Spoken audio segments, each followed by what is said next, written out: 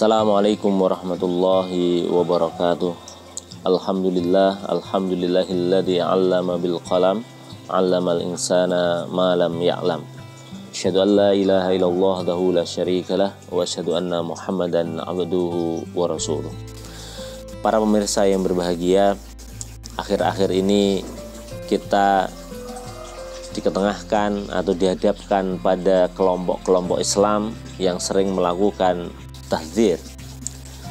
Tahdzir ini adalah sikap menolak pendapat kelompok lain atau menghindari pendapat kelompok lain dan hanya fokus pada kelompoknya sendiri. Hal ini mengingatkan saya pada firman Allah Subhanahu wa taala pada surat Az-Zumar ayat 18. Allah Subhanahu wa taala berfirman, A'udzubillahi minasyaitonir rajim. Bismillahirrahmanirrahim. Alladzina yastami'unal qawla wa yattabi'una ahsanah. Ulaika hadahumullah wa ulaika hum ulul albab. Yang artinya begini, yaitu orang-orang yang yastami'unal qawla, mendengarkan pendapat-pendapat itu, ya. Kemudian wa yattabi'una ahsanah, dan mereka mengambil, mengikuti apa yang terbaik. Ulaika hadahumullah, mereka lah orang-orang yang memperoleh petunjuk. Ulaika hum ulul albab, dan mereka itulah orang-orang yang memiliki pemikiran, akal yang lurus, akal yang tercerahkan. Pemirsa yang berbahagia, ini artinya apa? Artinya bahwa Islam itu menyuruh kita untuk belajar kepada siapapun, ya.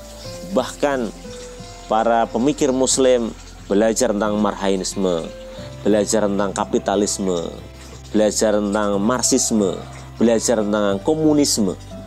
Kenapa ini dipelajari? Supaya kita bisa memilih, bisa menetapkan bahwa Islam itu memiliki rumus, memiliki konsep, memiliki ajaran yang lebih baik dari mereka. Ini dalam konteks yang kelihatannya sangat ekstrim.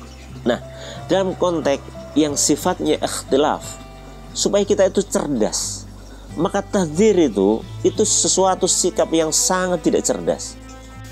Di Muhammadiyah umpamanya kita menetapkan sebuah konsep untuk memilih dalil dan lain sebagainya, itu dengan cara mentarjih, baik itu mentarjih dalil dalam arti hadis dalam masalah yang sama, derajat derajat dalil yang sama, kemudian pada wilayah yang sama.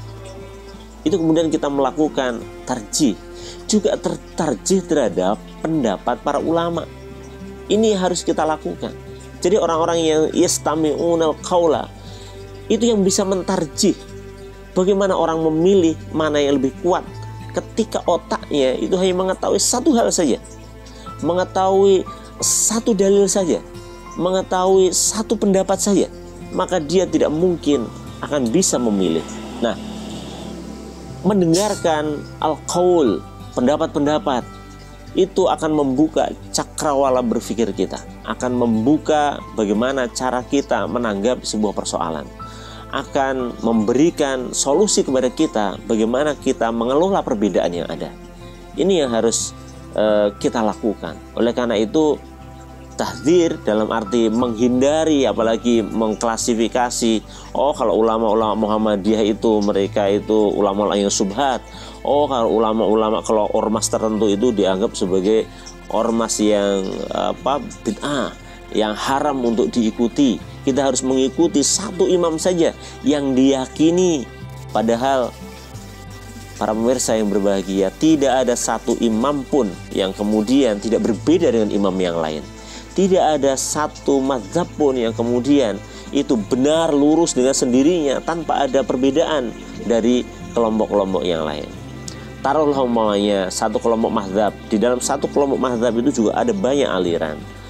Di ormas, dalam Muhammadiyah sendiri umpamanya juga ada aliran-aliran tertentu yang kemudian disatukan oleh tarjih tadi, disatukan oleh satu jalan luas, jalan tol kita, yaitu Al-Quran dan hadis.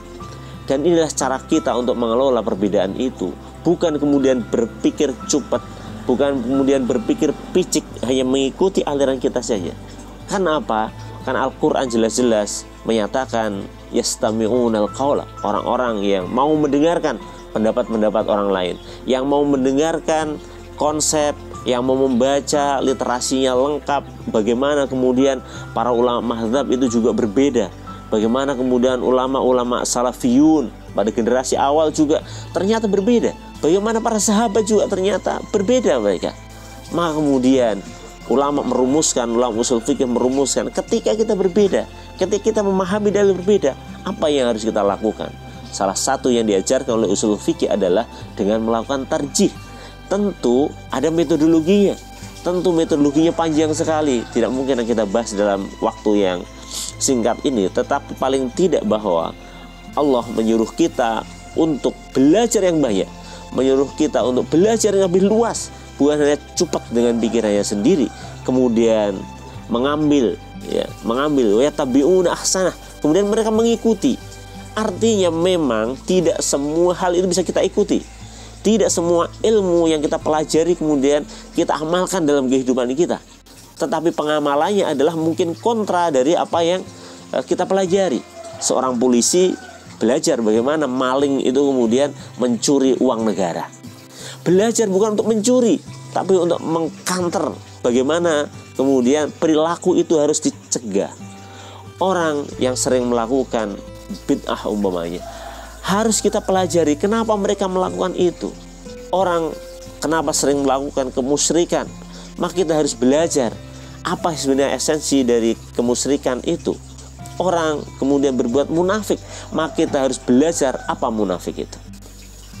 Ini adalah cara Allah membuat kita cerdas, cara Allah mengajari kita supaya tidak memakai kacamata kuda di dalam kehidupan ini. Begitu pula dalam konsep-konsep fikih, dalam fikih ibadah kita, maka kita perlu melihat lebih jernih. Maka di dalam organisasi kita di Muhammadiyah tidak pernah kita kemudian menghalangi orang. Oh, jangan baca kitabnya Syekh Fauzan, jangan membaca kitabnya Syekh Mubarakfuri, jangan membaca kemudian kitabnya Hasan, kemudian kitabnya siapa lagi. Tidak. Semua kitab yang mengajarkan tentang kebaikan, yang berlandaskan pada Al-Quran dan hadis, maka harus kita baca. Bahwa kemudian dalam pengamalan kita mengambil salah satu yang kita yakini secara metodologi benar, kita lihat dalilnya itu juga lebih kuat, itu yang kemudian kita laksanakan.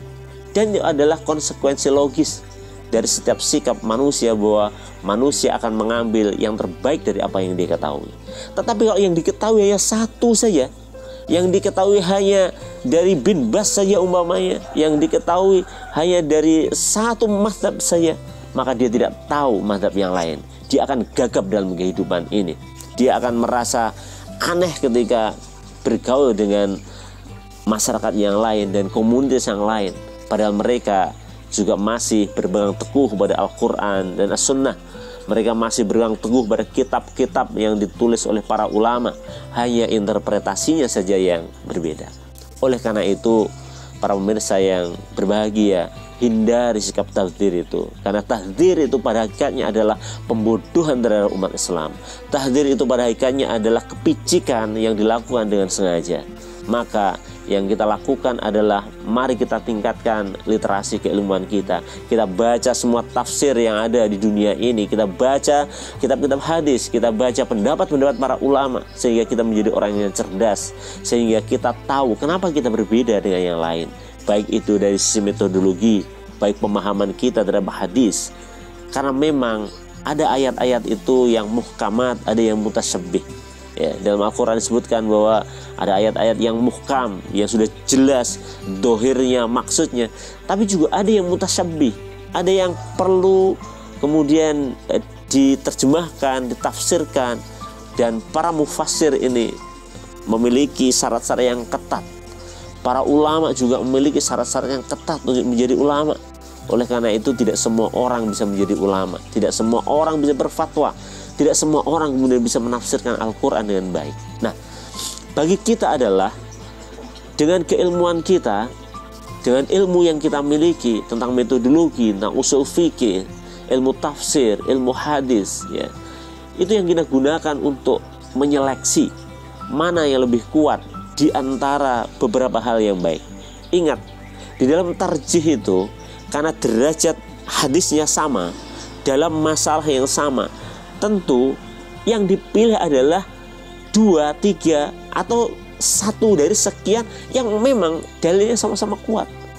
Ya kalau kemudian yang satu adalah hadis masyhur, yang satu hadisnya itu dhaif gitu, itu tidak bisa dipersamakan. Kalau mutawatir sama mutawatir, masyhur dengan masyhur, kemudian nanti aziz dengan aziz, hadis ahad dan hadis ahad. Nah, ini artinya derajatnya sama, kemudian dicari mana yang lebih kuat. Kenapa bisa mencari yang lebih kuat? Karena membacanya luas, karena tidak mentahdir saudaranya, kan dia mau mendengarkan apa yang dibicarakan oleh saudaranya, sesama para ilmu, sesama para ulama, sesama para pendakwah, sehingga dia mau mendengarkan, sehingga perspektifnya, kemudian pandangannya terhadap dunia ini, terhadap keislaman itu menjadi luas, sehingga dia menjadi orang yang bijaksana di dalam mengambil langkah-langkah, baik dalam ibadah, dalam pergaulan sosial, dalam pergerakan, dalam dakwah dan lain sebagainya. Pemirsa yang berbahagia, mungkin itu yang dapat saya sampaikan dari surat Az-Zumar ayat 18 ini. Mari itu kita baca, kita pahami supaya kita tidak menjadi orang yang picik, yang suka mentahdir orang lain. Apalagi jika saudara adalah Muhammadiyah, punya tarjih yang harus membaca banyak hal, kemudian memilih salah satunya, supaya kita menjadi orang-orang yang cerdas, orang-orang yang ulul albab, orang-orang yang berpikiran lurus sebagaimana yang disebutkan dalam Al-Quran tadi. Demikian, ada kurang lebihnya mohon maaf. Sampai bertemu kembali dalam sesi-sesi berikutnya. Billahi taufiq wal hidayah. Wassalamualaikum warahmatullahi wabarakatuh.